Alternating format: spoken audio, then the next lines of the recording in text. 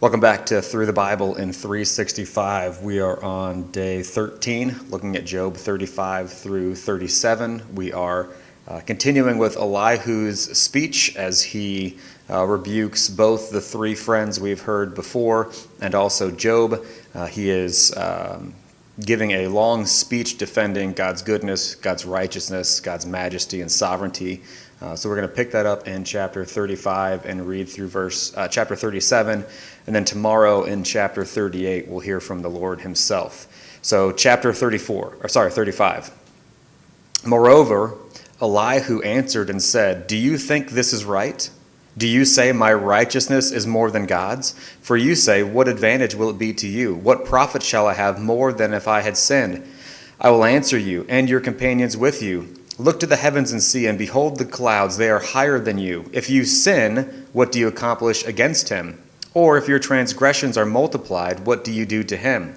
If you are righteous, what do you give him? Or what does he receive from your hand? Your wickedness affects a man such as you, and your righteousness a son of man.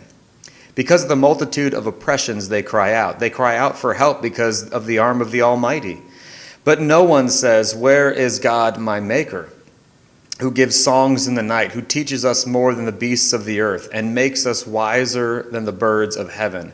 There they cry out, but he does not answer, because of the pride of evil men. Surely God will not listen to empty talk, nor will the Almighty regard it. Although you say you do not see him, yet justice is before him, and you must wait for him. And now, because he has not punished in his anger, nor taken much notice of folly, therefore Job opens his mouth in vain. He multiplies words without knowledge." Chapter 36. Elihu also proceeded and said, "Bear with me a little, and I will show you that there are yet words to speak on God's behalf. I will fetch my knowledge from afar. I will ascribe righteousness to my Maker. For truly my words are not false. One who is perfect in knowledge is with you.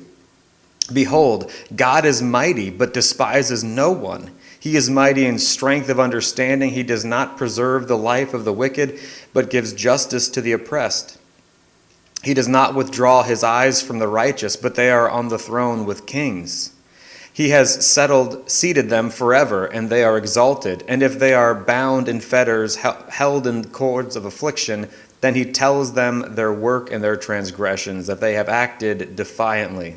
He also opens their ear to instruction and commands that they turn from iniquity. If they obey and serve him, they shall spend their days in prosperity and their years in pleasures.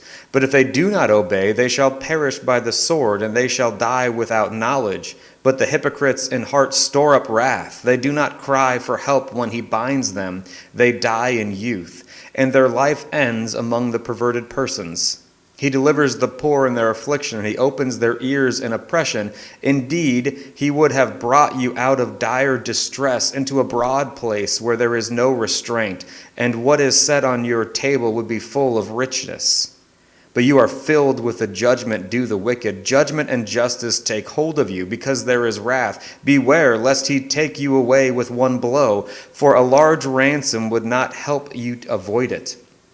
Will your riches or all the mighty forces keep you from distress?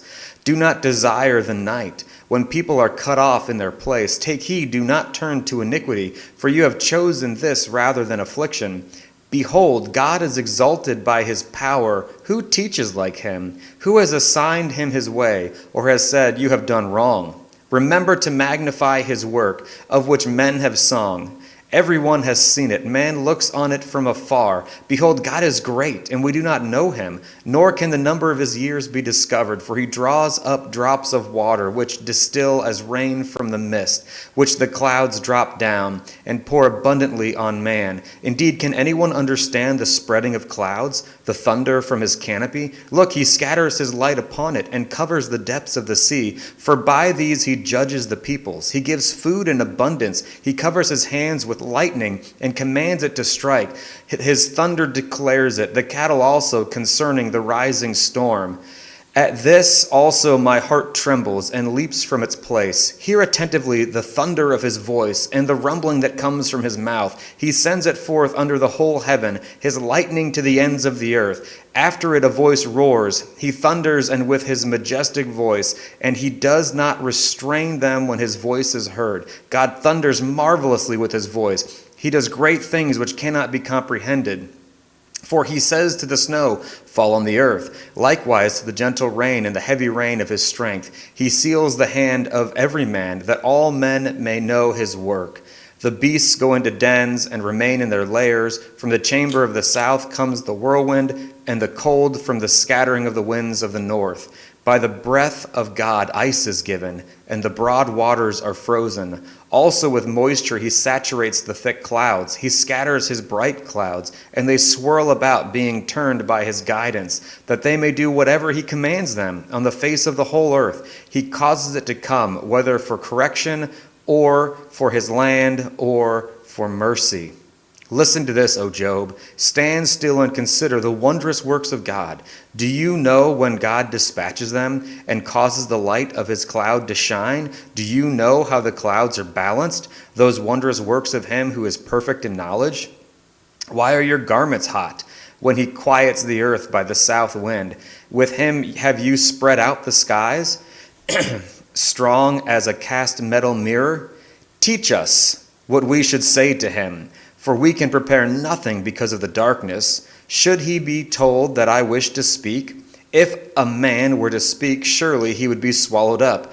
Even now men cannot look at the light when it is bright in the skies, when the wind passed and cleared them. He comes from the north as a golden splendor, with God his awesome majesty.